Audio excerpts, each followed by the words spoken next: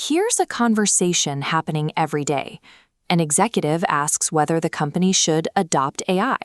Everyone nods in agreement, but they are completely disconnected. The executive is conceptualizing a broad business strategy. The engineer replies that the team is already using TensorFlow, focusing strictly on machine learning frameworks and model training. The product manager then chimes in about integrating a GPT-4 API to summarize text. Meanwhile, the vendor across the table is pitching a packaged off-the-shelf analytics platform.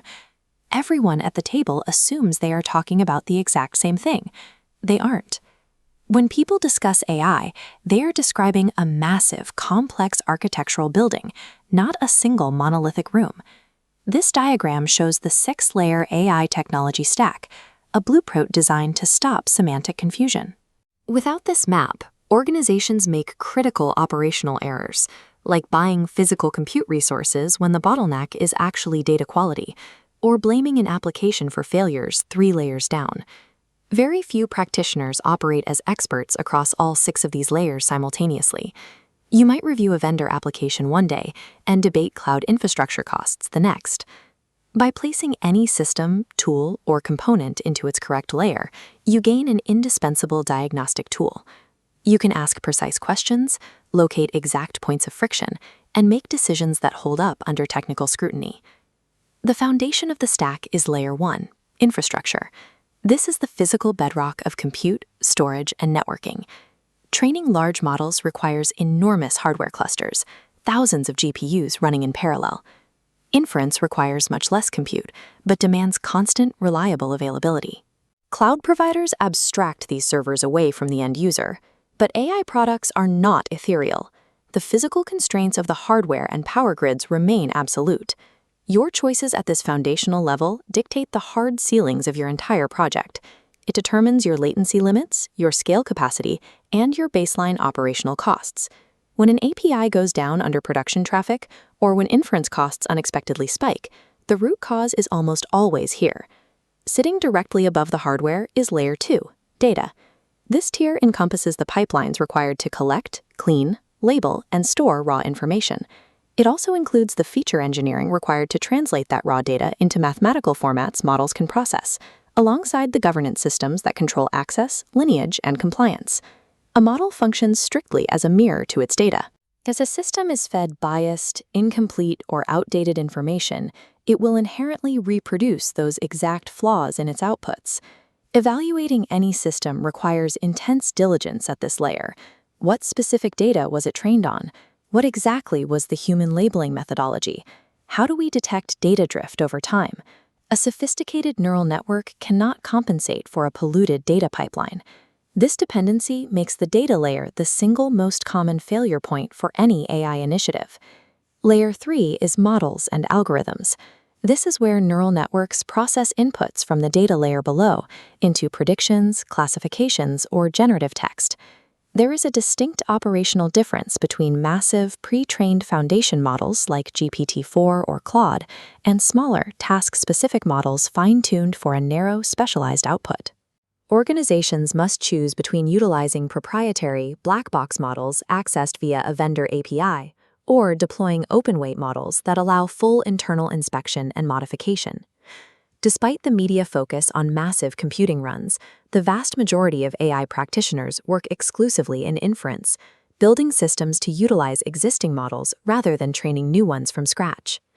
While the model is the most heavily scrutinized layer, treating it as an entire product leads to systemic underinvestment in the surrounding architecture that actually makes the model usable. To keep that model functioning, we need Layer 4, MLOps and tooling. This layer acts as the operational scaffolding required to maintain reliability at scale. AI systems naturally degrade post-deployment. Real-world user behavior evolves, external APIs update, and incoming data distributions constantly shift away from the original training set. Managing this entropy requires specific tooling, experiment tracking to log configurations, model registries, automated CI/CD pipelines, and continuous evaluation frameworks. A controlled development environment yields predictable performance, but a live production environment is chaotic, testing every variable of the deployment. Robust MLOps practices form the dividing line between a sustainable, long-term AI asset and a fragile system requiring perpetual reactive firefighting. Layer 5 is orchestration and integration. This is the coordination layer that manages complex, multi-step workflows. Modern applications rarely rely on a single, isolated model. They chain models alongside external data sources, business logic, APIs, and mandatory human checkpoints. A RAG pipeline, retrieval augmented generation, actually lives here. It functions by querying highly specific external context from a vector database and routing it to the foundation model before generation begins. Specialized frameworks expertly manage the workflow state. They determine exactly which model receives which input, handle API fallbacks seamlessly during an outage, and integrate the final outputs directly into existing enterprise systems like a CRM. Orchestration acts as the crucial enterprise bridge. It determines whether a model that executes perfectly in a sandbox can actually survive complex, real-world enterprise demands. The final layer is Layer 6, applications and user interfaces. This is the top of the stack and the sole layer the end user actually interacts with.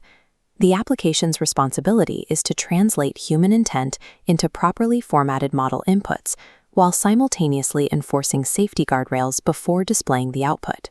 Effective interface design must actively account for the limitations and known failure modes of the underlying models. It has to manage conversation state and surface uncertainty clearly.